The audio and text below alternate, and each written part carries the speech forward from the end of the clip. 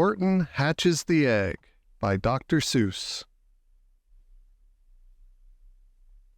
Sighed Maisie, a lazy bird hatching an egg. I'm tired, and I'm bored, and I've kinks in my legs from just sitting here day after day. It's work. How I hate it. I'd much rather play. I'd take a vacation, fly off for a rest, if I could find someone to stay on my nest.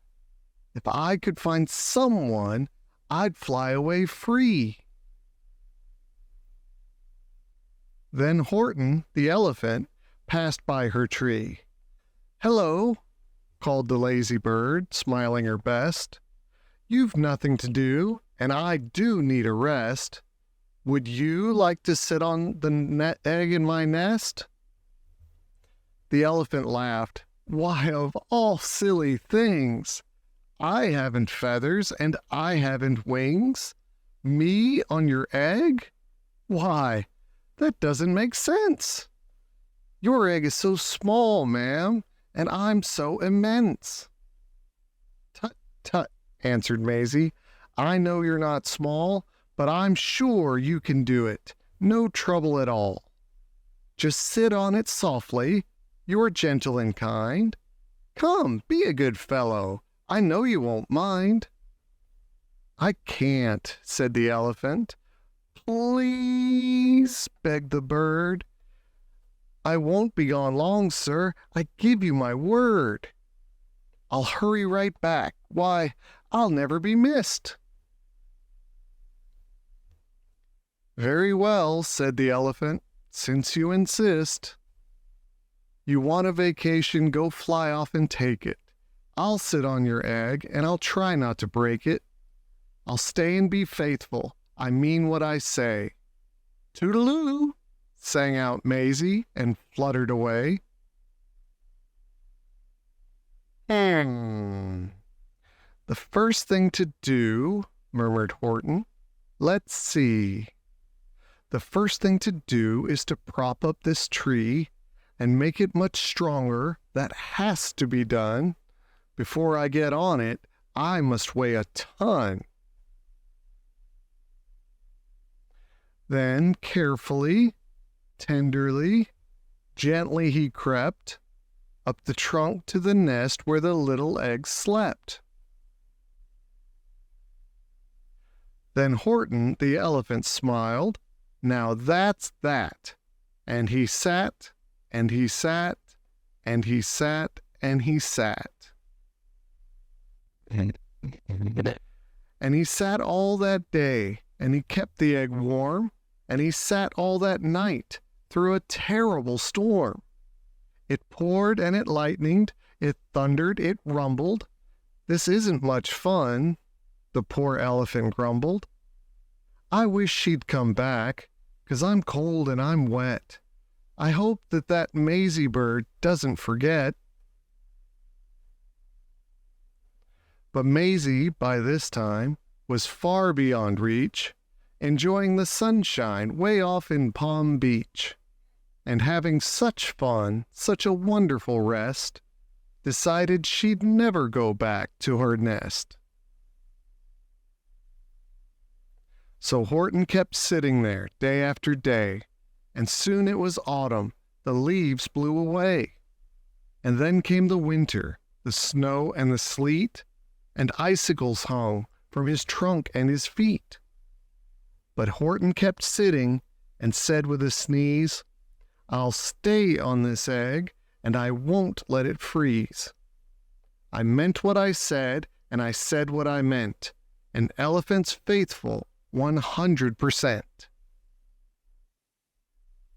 So poor Horton sat there the whole winter through, and then came the springtime, with troubles anew. His friends gathered round, and they shouted with glee, "Look, Horton the elephant's up in a tree." They taunted, they teased him, they yelled, "How absurd!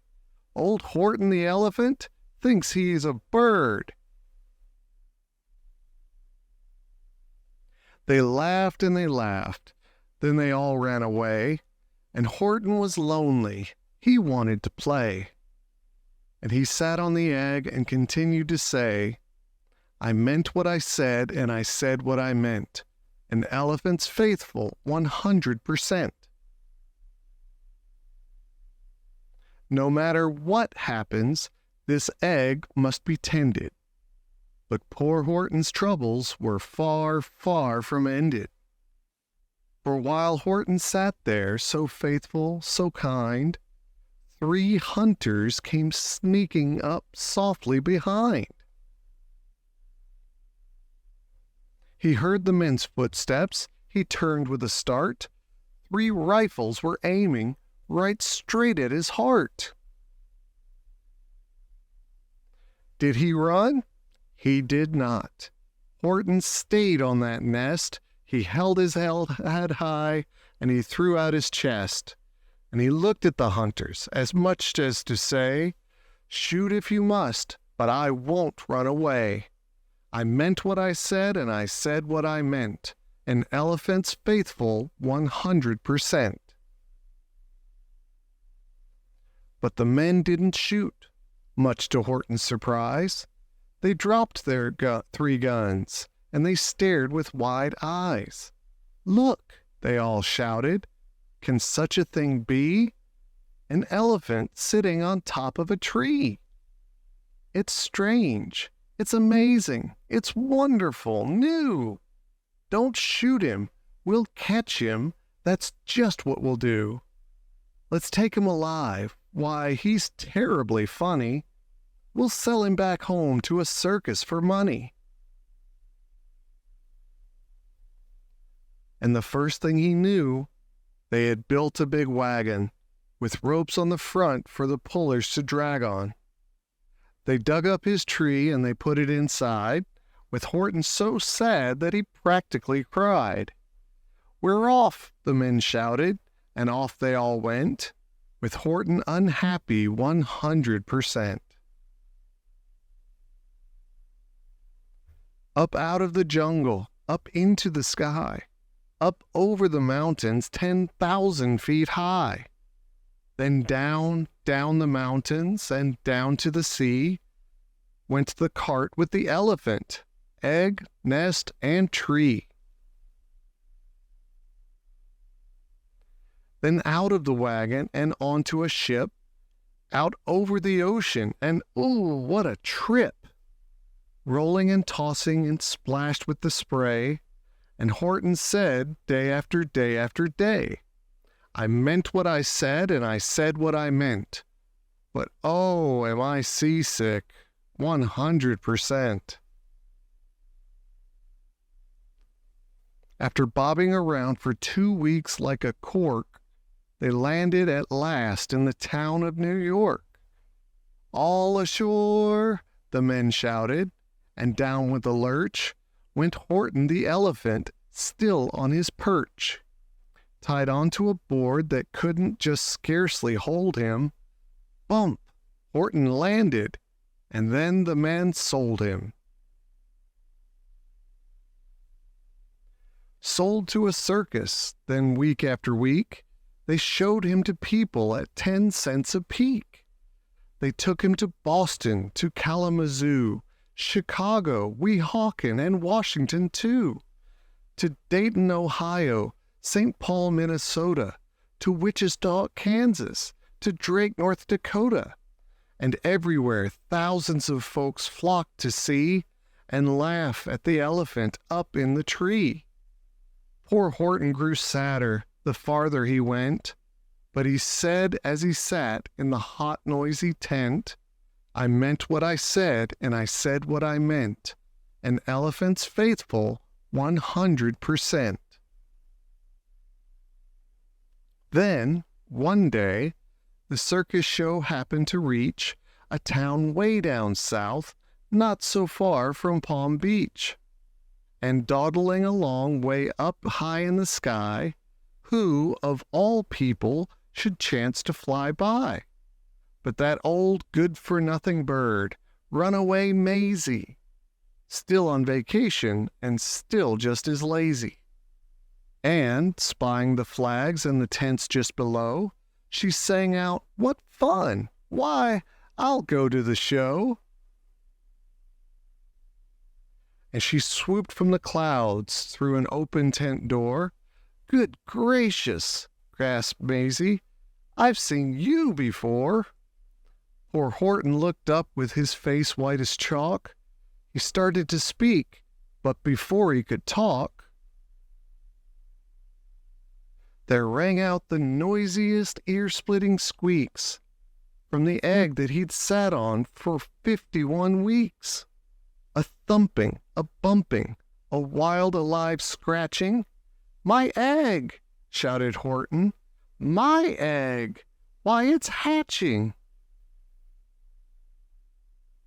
"But it's mine!" screamed the bird when she heard the egg crack.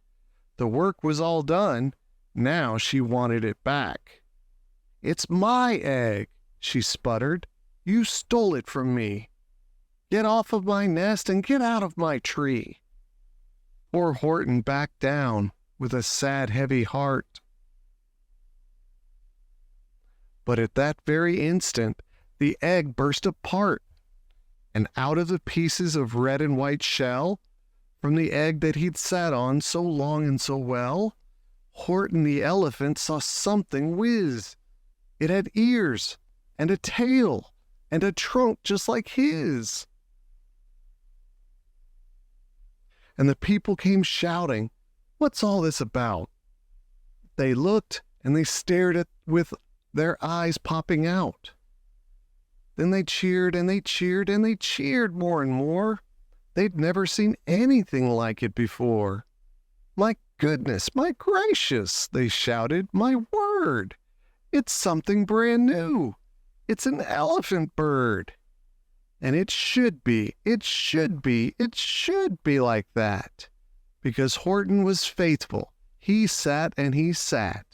He meant what he said, and he said what he meant.